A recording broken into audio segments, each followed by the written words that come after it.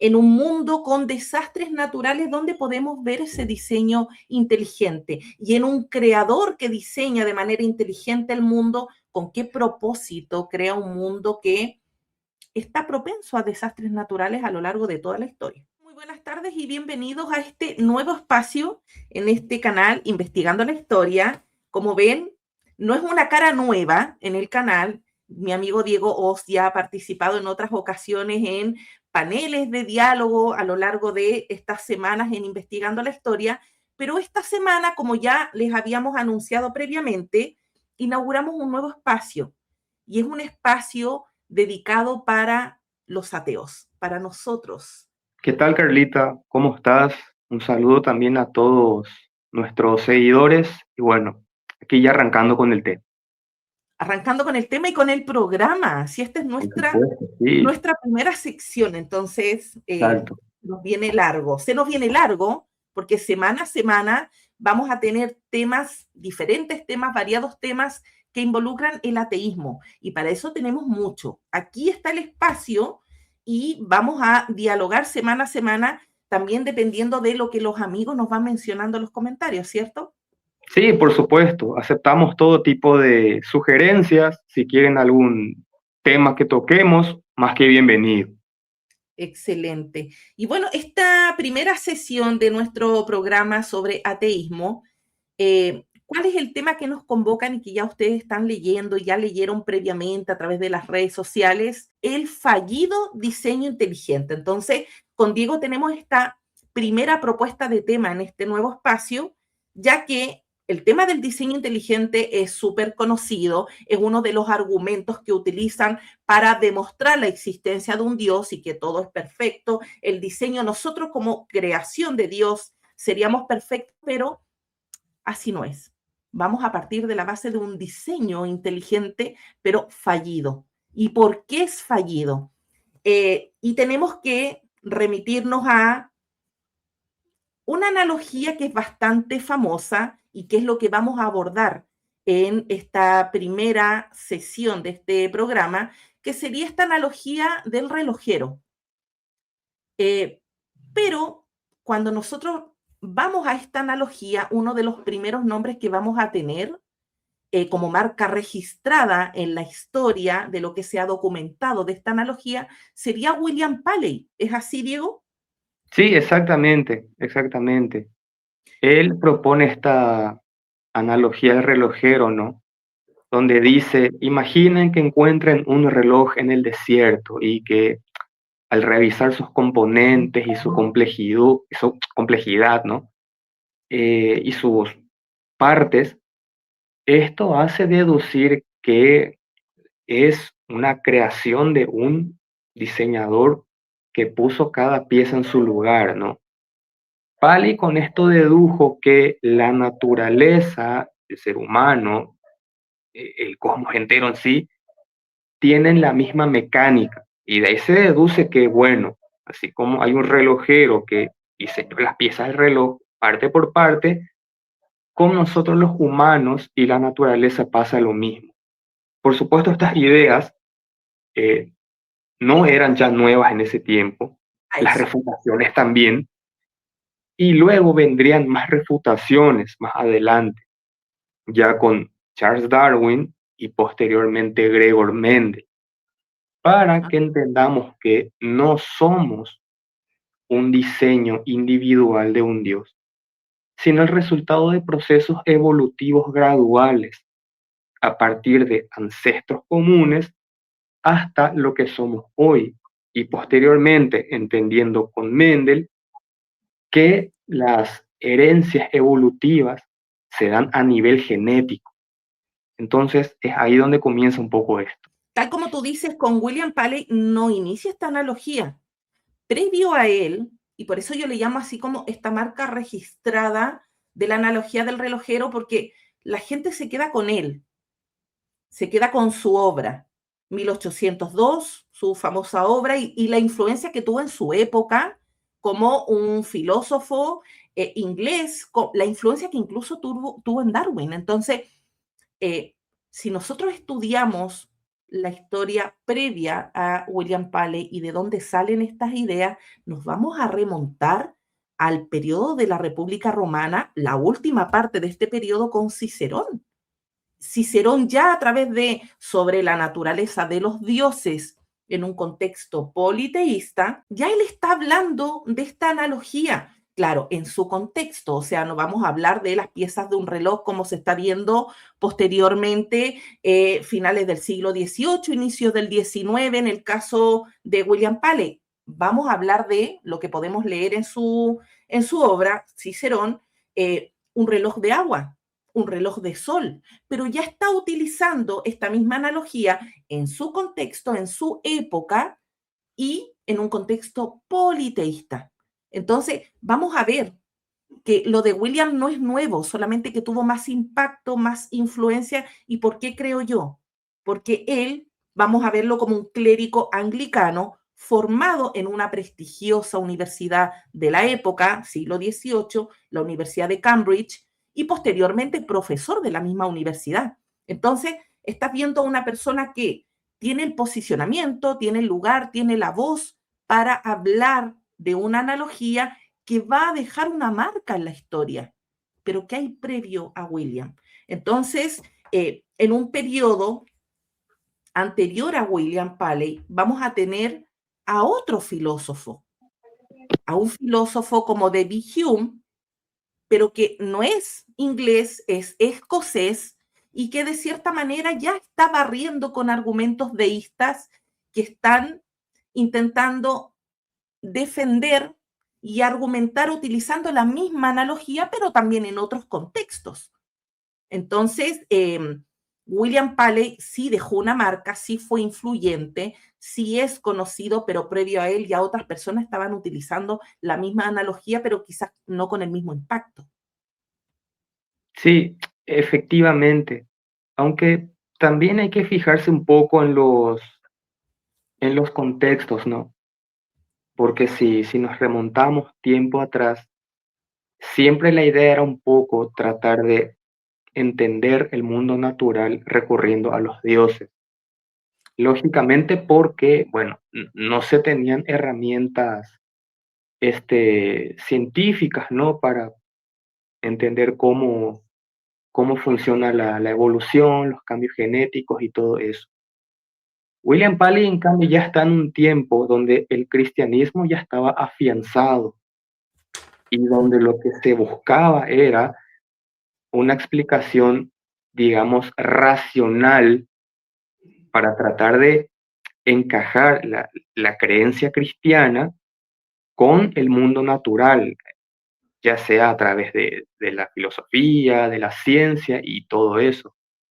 Esta es la razón por la que más adelante los grupos fundamentalistas se opondrían fuertemente a la evolución darwiniana, por ejemplo. ¿Por qué? Porque esto ya iba en contra de lo que profesaba el cristianismo, ¿no?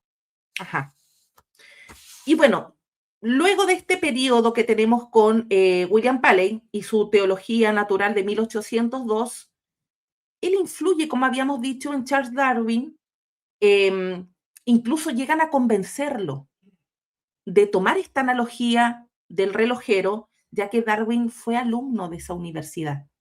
Y de cierta manera, la universidad en la que tú estudias sí influye en las ideas que luego puedas procesar, pero un tiempo después la desecha. Pasa que también hay que tener en cuenta lo siguiente, este, los descubrimientos y aportes de Darwin dieron el puntapié para entender la teoría evolutiva, pero él no la descubrió completa, Ujú. porque como después diríamos, esto se fue reforzando con los conocimientos de Gregor Mendel en 1865, ¿no? Donde entendimos que están eh, las características hereditarias, ¿no? A nivel genético. Y posteriormente, ya tiempo después, ya con el descubrimiento de los registros fósiles, por ejemplo, esto se fue reafirmando de a poco, ¿no? O sea, que Ajá. no es que todo comenzó y terminó con Darwin, él simplemente fue el puntapié para Y, entender la evolución. claro, es que al momento de él descubrir estas leyes de la evolución, desestima esta propuesta que había influido tanto en su vida académica como la propuesta de Paley.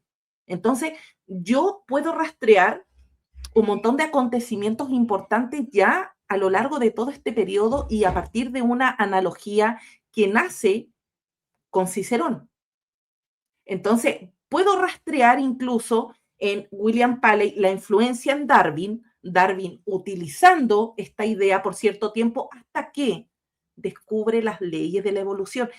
Lo encuentro magnífico, magnífico como es que, a pesar de que estás en una época en Inglaterra, donde vemos que una idea está tan arraigada en una sociedad anglicana, él logra desecharla, ir contra ella, ir contra una idea que ya está muy inmersa en la religión, en el contexto inglés de la época, para quedarse con unas leyes de la evolución y de ahí también partir otro tipo de estudio. Sí, sí, totalmente, totalmente. Fue un desafío para la época, ¿no? Porque no hay que olvidar que la Iglesia Católica es solamente ahora, muy recientemente, hizo las paces con la ciencia, por así decirlo, ¿no?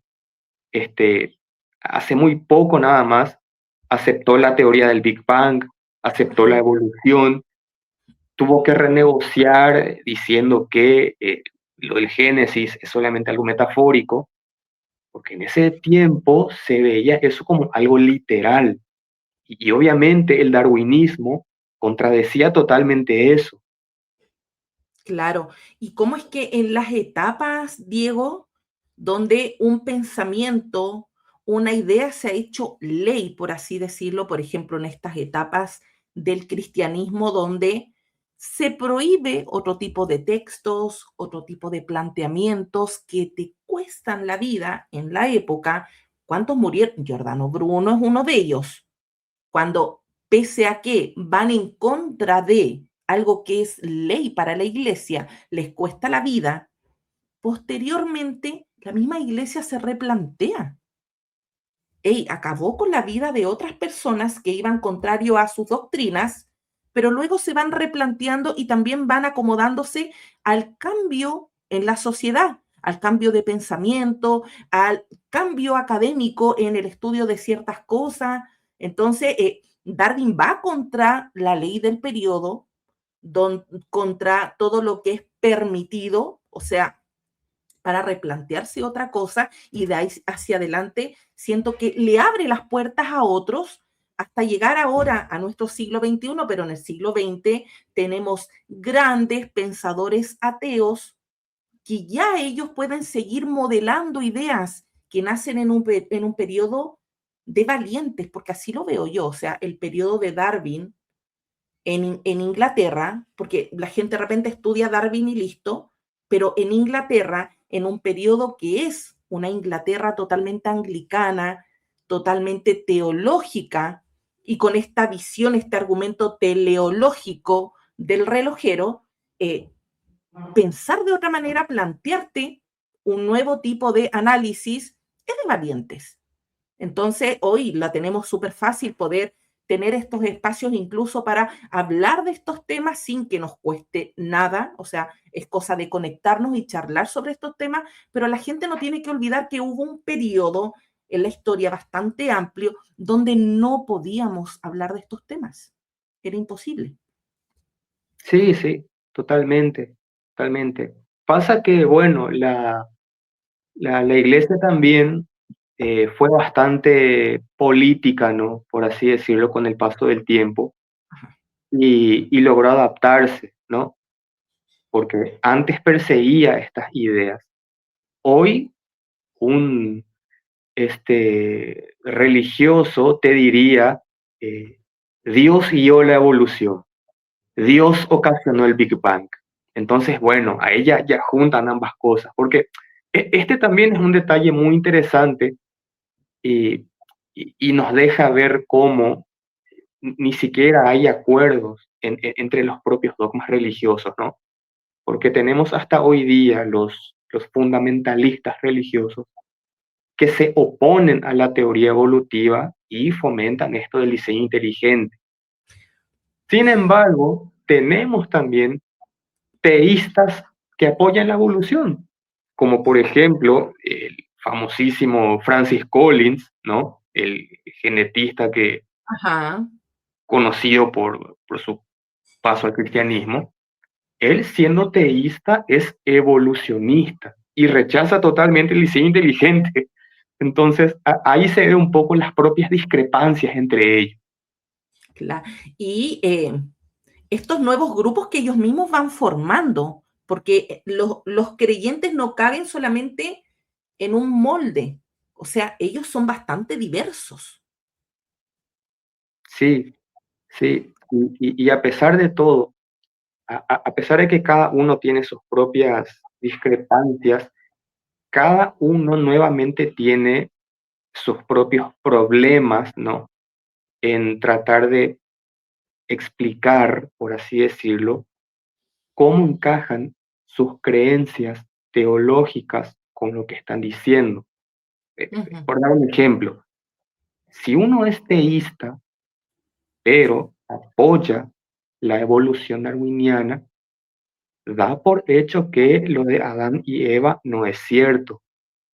Ahí le toca explicar al cristiano, entonces, cómo fundamenta lo del pecado original y todo eso, porque esa es la base de la teología cristiana, ¿no? total. Supuestamente la razón por la que Jesús viene a la tierra, muere y todo eso, ¿no? Eso por un lado.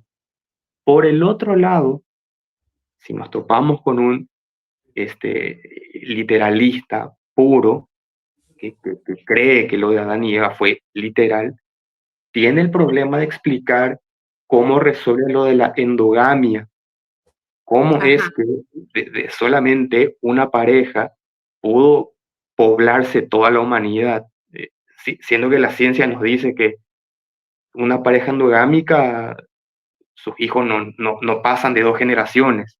claro. Entonces, ambas afirmaciones tienen sus problemas, ¿no? Ponlos a charlar a ellos dos. Eh, ¿Qué sale de esa charla? Diseño inteligente. El diseño inteligente aplica a nosotros como creación y también a la formación del mundo. Hablemos un sí, poco sobre eso, Diego.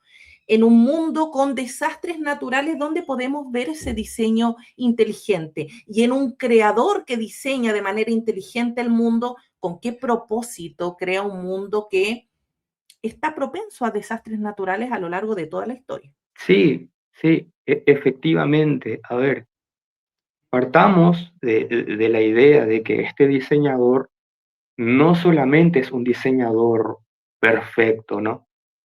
Sino que es un diseñador benevolente, amoroso y todo lo demás, ¿no? Sin embargo, cabría preguntarse por qué o para qué un diseñador perfecto que ama a su creación favorita, ya que somos nosotros los humanos, ¿por qué razón diseña un planeta con terremotos, tsunamis, maremotos, erupciones volcánicas, virus y bacterias que producen enfermedades? Partiendo ya de ese punto, de hecho, si retrotraemos un poco más atrás, el hecho de que nuestro planeta haya sufrido 5 extinciones masivas da a entender claramente que no era un diseño muy perfecto ni muy apto para la vida. Entonces, ya partimos de esos puntos para entender que esto no es ningún diseño inteligente de un Dios amoroso que ama a su creación.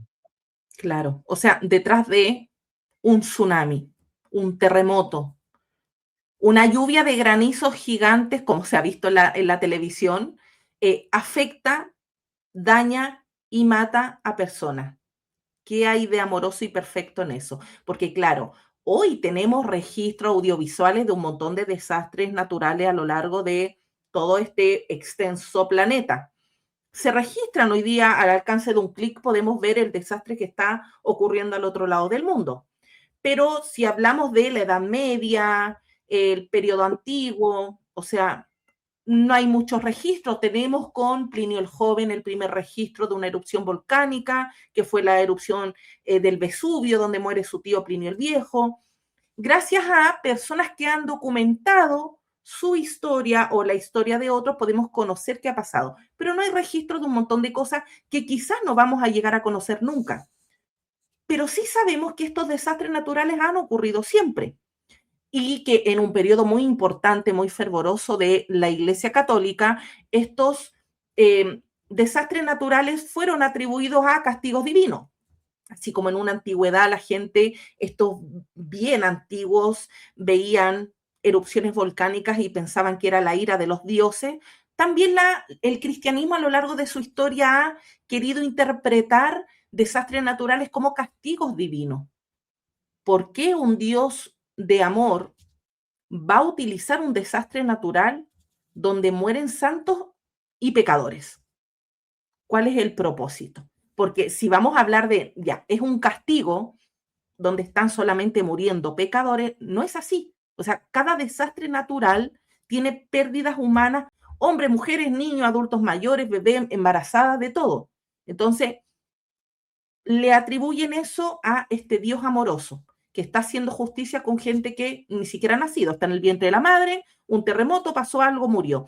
¿Dónde podemos verlo? O sea, siempre sabemos, hay una justificación de este lado bien confesional, siempre encuentran esta quinta pata al gato para poder justificar desastres, pero no solamente son desastres naturales que dejan en evidencia un fallido diseño inteligente, sino también en nosotros como creación. Nuestros cuerpos humanos también tienen fallas. Sí, exactamente. Y fíjate, lo que hace rato mencionaste es clave, ¿no? Esto de las justificaciones que dan los cristianos. Ellos lo que hacen es justificar el mal natural con el mal moral. Ellos lo llaman de esa manera, ¿no? Eh, si ocurrió una catástrofe natural, es seguramente porque tu vecino se portó mal. Si vos naciste con alguna enfermedad congénita, es seguramente porque tu tatarabuelo de no sé cuántas generaciones cometió un pecado y justo te tocó a vos, ¿no? Y esto obviamente lo justifican con el tema del libre albedrío, pero acá hay un problema. Si Dios ya sabía de antemano dónde vos ibas a nacer y Él ya preconfiguró el planeta mucho antes de que vos existas, entonces estamos hablando de algo predeterminado, no de libre albedrío. Y ahí hay una contradicción. Total. Entonces no hay ahí vueltas para justificar este tema de las catástrofes y gente que nace con enfermedades terminales, eh, con algún tipo de cáncer o algún tipo de enfermedad que causa sufrimiento gratuito. Fuera de eso, nuestro cuerpo también viene con fallas. Sí, Si nosotros estudiamos, nosotros no somos perfectos. sí, efectivamente. Por ejemplo, tenemos el problema de que comemos y respiramos por la misma vía. Un diseño de un ingeniero apto sería que existan dos vías, ¿no? Una por donde pasen los alimentos y otra por donde uno puede respirar, para que no ocurra el caso de que si esa vía se tranca, uno muera. Evitar Que el de riesgo hecho, de asfixia.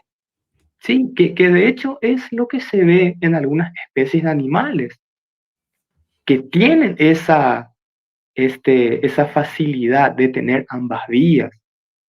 Tenemos también, Ajá. por ejemplo, el problema del apéndice, ¿no? Que no cumple ya ninguna función salvo explotar en cualquier momento y Salvo pasar a peritonitis y fuiste bueno. exacto, claro, Sí, exacto. Tenemos el problema de los puntos ciegos en el ojo, el problema de la columna, que causa bastante dolor, ¿no? Por su fragilidad, el problema claro, de las rodillas. Tenemos un montón de problemas que no parecen ser este, resultado de un diseñador muy apto que digamos. claro. ¿Sí? Claro, y como los cristianos siempre dicen que nada puede ocurrir por azar, y que todo tiene una razón y un porqué, y habría que preguntarse por qué Dios creó así a los humanos. Claro, el problema de la infertilidad, o sea, hoy en día, gracias a la medicina, se pueden tratar en muchos casos, no en todos, la infertilidad tanto en hombres como en mujeres. Pero tenemos un tiempo antiguo donde la mujer era la que procreaba porque era lo que ellos veían. En su vientre carga un bebé, luego tiene un bebé. Si la mujer no tenía hijos, era imposible saber si quizás era su pareja la infértil. Siempre el castigo iba hacia la mujer, ya que en la mujer era visible ver el embarazo. Pero cuando la mujer es infértil, a lo largo de cuántos siglos se pensó en que era un castigo de Dios. O sea, este Dios amoroso, benevolente, perfecto, forma, crea a la mujer y se tiene que multiplicar junto al hombre, como lo dice en Génesis, tiene que multiplicarse y poblar la tierra, pero se le dio la gana y la castigó con infertilidad. O sea, a la mujer le pesó por siglos, en un contexto cristiano, no tener hijos. Y se pensó que era un castigo divino, sin tener en cuenta que también son fallas en el ser humano y puede ser no la mujer la infértil, sino su pareja. Y no se daban cuenta. No así con este tiempo antiguo que, por ejemplo, observamos en el Antiguo Testamento que si la mujer es infértil, la otra mujer le va a dar hijos. La criada de la mujer le va a dar hijos al hombre. Ese ya no forma parte del contexto cristiano, donde es un hombre y una mujer. O sea, no hay espacio para estas concubinas. Entonces, estamos viendo que este diseño se puede hasta en esos detalles importantísimos observar como un diseño inteligente totalmente fallido, porque la base de la familia es hombre-mujer multiplicándose según el contexto cristiano. Entonces, ¿cómo te vas a multiplicar si Dios te castiga y no te da para tener hijos? Te manda infértil a esta tierra.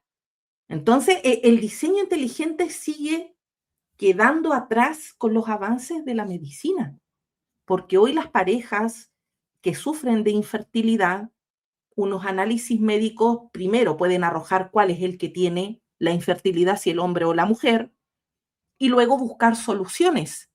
Y hoy en día las soluciones son variadas, desde la fecundación in vitro, o sea, hay un montón de posibilidades para arreglar algo que viene desde fábrica, desde el diseño inteligente con falla. Exacto, exactamente. De hecho, tocaste un puntazo, ¿no? Eh, Esto de que nosotros mucho logramos gracias al avance de la ciencia, ¿no? De nuestros conocimientos. Y el avance de la ciencia lo tenemos gracias a la evolución del intelecto humano, que fue meramente un hecho fortuito, aleatorio, que en nuestros ancestros se haya producido, que eh, haya habido un cambio en la evolución del neocórtex y hayamos, ¿no?, tenido esta ventaja intelectual, por así decirlo, ¿no? Ujú, Porque de no ser por eso, nuestro propio planeta ya nos hubiera eliminado hace rato, nos hubiera eliminado el planeta que Dios creó para nosotros, porque mucho antes de la revolución cognitiva, nuestros ancestros, todavía que eran muy frágiles, por ejemplo, ante los, este, ante las grandes fieras, por ejemplo, ante los tigres dientes de sable, por dar un ejemplo, y también que bueno, no teníamos mucho tiempo de vida, el promedio de vida no pasaba de los 30 años, éramos frágiles ante las enfermedades, cualquier tipo de herida. Claro. El agua que hoy podemos filtrar es totalmente llena de sal, ¿no? El agua está en un 70% cubierta de sal, es intomable, ¿no? Entonces, si hoy nosotros podemos sortear muchas cosas, ¿no? Tipo saltando obstáculos a los Mario Bros. obstáculos que Dios mismo nos puso, nosotros no sobreviviríamos. Hoy día podemos predecir terremotos o tsunamis, por ejemplo, y evacuar, pero antes no podíamos hacer eso. Claro, Nosotros no hubiésemos tenido estos conocimientos de hoy, como hace rato dije, el planeta en el que vivimos ya nos hubiese eliminado. claro. Hoy tenemos meteorología, podemos evacuar frente a estos pronósticos de lluvias torrenciales, ¿no? O sea, Claro, bendita ciencia, sí. ponete en el lugar de un neandertal a quien le sorprendía de un terremoto. ¿Qué hacía ahí? Morían. Claro. Pero si hasta los tigres colmillos de sable morían, o sea, venía un terremoto y acababa con Sí, todo. exactamente. Sello del diseñador inteligente. Gracias. Como para ir concluyendo en este primer episodio de este espacio, ¿qué puede decirnos, Diego? Sí, como ya estuvimos tocando, es imposible que se dé un diseño inteligente debido a las múltiples fallas que vemos tanto en el cuerpo humano, la naturaleza y demás cuestiones. Y también que está el problema, ¿no?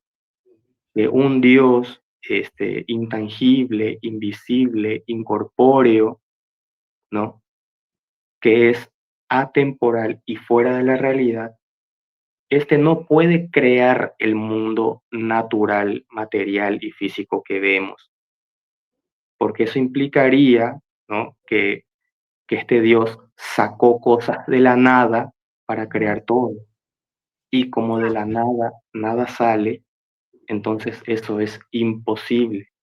Ajá, Esto es como creer que eh, un incendio es causa de un dragón que dispara un fuego que no quema. No existe conexión ahí. Entonces, por total. eso, ese hecho es imposible. Excelente, excelente, Diego. Bueno, ¿qué te pareció nuestro primer programa? ¿Cómo te sentiste? Ah, buenísimo, buenísimo. Chócale. Bueno, nos estamos viendo la próxima semana y espero que los compañeros, amigos, conocidos del canal y la gente que se va a ir sumando a este espacio nos dejen sus comentarios, porque vamos a estar ahí pendientes para leerlo, mejorar lo que haya por mejorar, ya que este es el primer episodio de un espacio que está recién inaugurándose y se vienen muchos más temas semana a semana. Que esté muy bien, Diego. Dale, Carlita, un saludo a todos también y espero les haya gustado. Adiós. Adiós.